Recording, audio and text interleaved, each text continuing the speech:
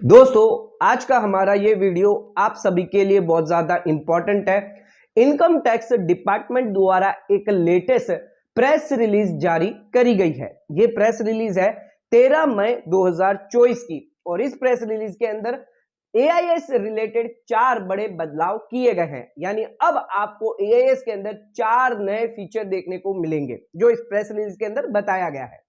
अगर आप एक इनकम टैक्स रिटर्न फाइलर हैं तो इन बदलाव के बारे में जानना आपके लिए बहुत ज्यादा इंपॉर्टेंट है। सरकार द्वारा ये जो बदलाव किया गया है ये आपके बेनिफिट और फायदे के लिए किया गया है। यानी अब इन बदलाव से आपको बहुत ही ज्यादा फायदा मिलेगा। क्या फायदा मिलेगा, क्या बदलाव किया गया है, पूरी प्रेस रिलीज हम आपको डिटेल में अपने आज के इस वीडियो के अंदर बताने वाले हैं। दोस्तों, अगर अभी तक आपने हमारे चैनल को सब्सक्राइब नहीं किया है तो सब्सक्राइब कर लीजिए और बेल आइकन को क्लिक कर लीजिए ताकि हमारे सभी वीडियो आपको नोटिफिकेशन के थ्रू मिलते रहें। आज का वीडियो बहुत ज्यादा इंपॉर्टेंट है तो वीडियो को एंड तक जरूर देखें। चैनल को सब्सक्राइब करें, लाइक करें और शेयर जरूर करें। वीडियो स्टार्ट करते हैं बिना किसी देरी के।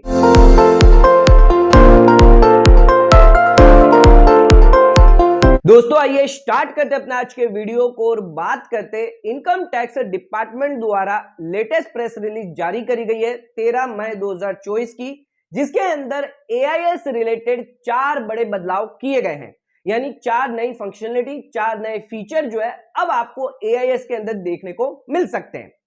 इनकम टैक्स की एआईएस जो फैसिलिटी है जिसके अंदर आपके इंफॉर्मेशन, फाइनेंशियल इंफॉर्मेशन दिखाई देती है।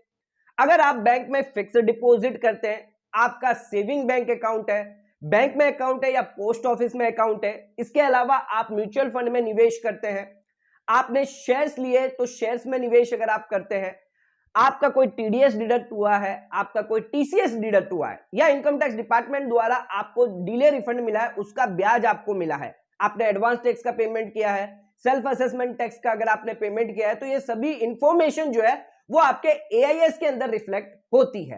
ये इंफॉर्मेशन आपकी रिपोर्टिंग एंटिटी जो है वो रिपोर्ट करती है। जैसे अगर आपने बैंक में फिक्स डिपॉजिट करवाई है तो बैंक को जो है यहां पर एक लिमिट से ज्यादा जो है 10 लाख से ज्यादा की अगर आप फिक्स डिपॉजिट करवाते तो बैंक को यहां पर रिपोर्ट करना मैंडेटरी होता है।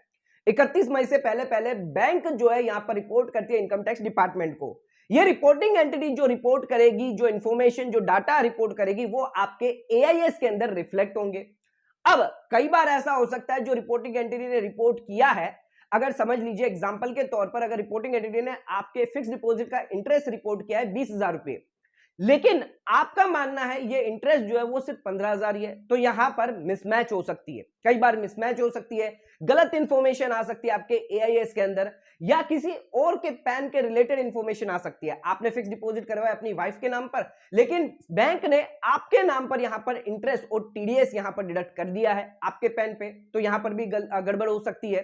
तो दोस्तों, ऐसी गड़बड़ के लिए, ऐसी रॉन्ग इंफॉर्मेशन रिपोर्ट होने की वजह से इनकम टैक्स पोर्टल यानी एआईएस के अंदर आपको फीडबैक का भी मौका दिया जाता है। आप उसके अंदर फीडबैक कर सकते हैं कि करेक्ट वैल्यू क्या है, जो रिपोर्टेड वैल्यू करी गई है, और करेक्टेड वैल्यू क्या है, उसके लिए आप फीडबैक कर सकते हैं। जिसके लिए इनकम टैक्स डिपार्टमेंट द्वारा कंफर्मेशन जो है ऑटोमेटिक रिपोर्टिंग एंटिटी को जाता है और वो कंफर्मेशन जाने के बाद अगर कोई भी चेंजेस होता है वहां पर कर दिया जाता है। लेकिन इसमें टैक्स पेयर को यह पता नहीं होता है कि कंफर्मेशन गया है या नहीं गया है, कब गया है, क्या रिस्पॉन्स आया, इसके बारे में टैक्स पेयर को जानकारी नहीं होती है। लेकिन अब इनकम टैक्स डिपार्टमेंट द्वारा जो है अब नई फंक्शनलिटी लाई गई है जिसके अंदर अब आप सभी टैक्स पेयर को, जो भी अपने इनकम टैक्स रिटर्न फाइल कर रहा है, जो एआईएस के अंदर फीडबैक देता है, आप हर एक ट्रांजैक्शन के लिए एआईएस के अंदर फीडबैक दे सकते हैं।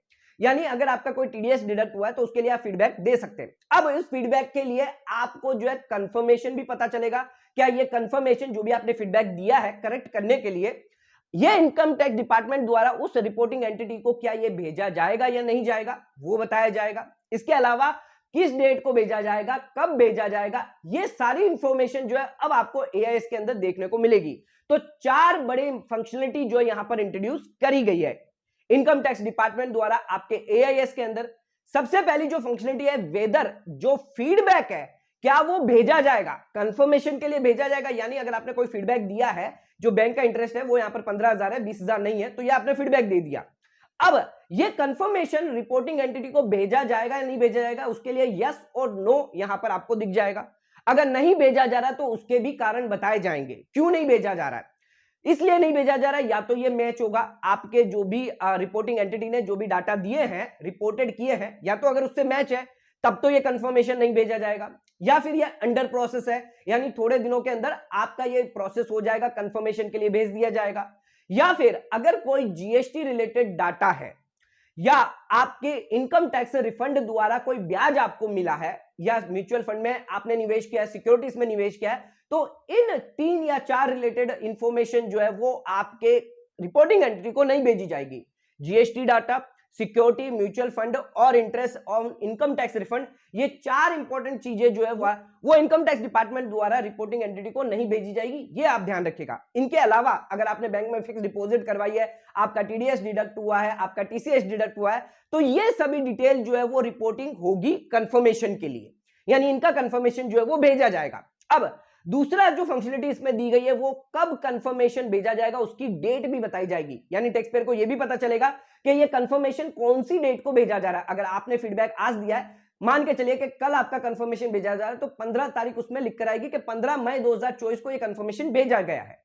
तीसरी फंक्शनलिटी यहां पर दी गई है कि रिस्पॉन्ड सोर्स ने कब किया है, यानी सोर्स यानी रिपोर्टिंग एंटिटी ने आपको कब रिस्पॉन्स दिया है। आपने 15 तारीख को फीडबैक कंफर्मेशन के लिए आपका गया है, हो सकता है आपका 20 तारीख का वापस रिस्पॉन्स आए, तो रिपोर्टिंग एंटिटी यानी बैंक द्वारा कब कंफर्मेशन का रिस्पॉन्स यानी आपके फीडबैक का रिस्पॉन्स कब आएगा, उसके बारे में भी आपको डेट बताई जाएगी। और चौथा जो फंक्शनलिटी यहां पर दी गई है वो है सोर्स का रिस्पॉन्स क्या होगा, सोर्स ने क्या रिस्पॉन्स दिया है वो भी बताया जाएगा। दोस्तों यहां पर सोर्स का जो रिस्पॉन्स होगा वो दो तरीके से हो सकता है, या तो एक्सेप्ट हो सकता है आपका फीडबैक जो आपने दिया है, या फिर यहां पर रिजेक्ट हो सकता है। एक्सेप्ट और रिजेक्ट पार्शियल भी हो सकता है, या पूरा का पूरा आपका जो है रिजेक्ट किया जा सकता है, फुल्ली भी एक्सेप्ट किया जा सकता है, फुल्ली भी रिजेक्ट किया जा सकता है।